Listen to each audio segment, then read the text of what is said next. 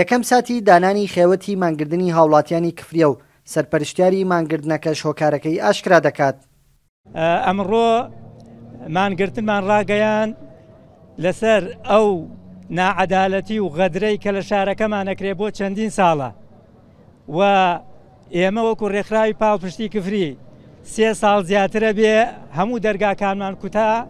بەڵێ ئەو جیاوازیە زۆر بەڕوونی دیارە، زۆر بە ئاشکرا دیارە. بە تایبەتی ئێمە ئێستا لە گەرمیان دوو قەزایە کەلار و کفریە. ئەو جیاکاری و جیاوازی و مەحرومیەت و فەرامۆشکردنە زۆر بەڕوونی و بە ئاشکرا دیارە کەوا شاری کفری غەدرێکی گەورەی لێ کرا. بڕیارمان تا کۆتایی تاوکو وەڵام نەدرێن و وەڵامێکی دروست تا ئێمە ئێرە چۆڵ ناکەین. سەرجەم چین و توێژەکان هاتوون ناڕەزایدا دەبڕن لە پەرایۆزخستنی قەزاکەیان لە ڕووی خزمەت گوزاریەوە.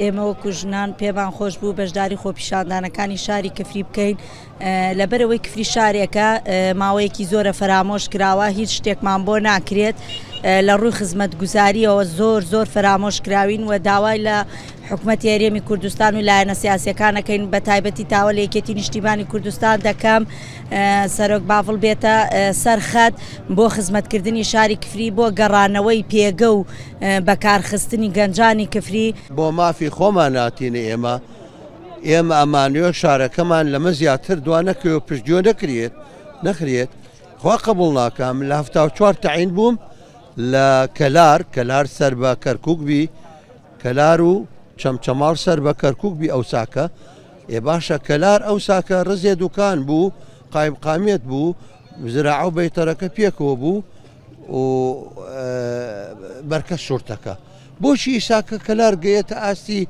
محافەزەیەک ئێمە ئاوا دوا بکەوین.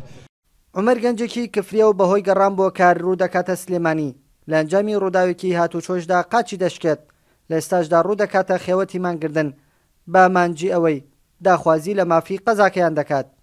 وڵی کاگە منەوە بە نەبێ ئیش و بێکاری ئەم شار ڕۆشتمەوە بۆ شاری سلێمانی ئەم هەمگەهی منێتی و غەریبی ئەم کێشا ڕێم بۆ ئیش و کار کە تووشی ڕووداوی هاتوچۆ بوومە ئێستا ناتوانم لە شارە ئیشکەم ناتوانم لە شارە ئیشکەم بۆ نمونە ئیتر داواکارن لە بەرپرسان لە دەستگای حکومی هەڵێ ئیشمان بۆ بدۆزن لەم شارە ئیتر نەجاتمانەیە ڕووی ناکەینە غەریبێ بۆ ئیش و کار.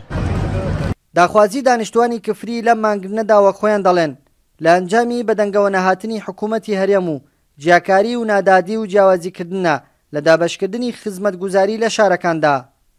کاروان حەبیب، کورتسات نیوز، کفری.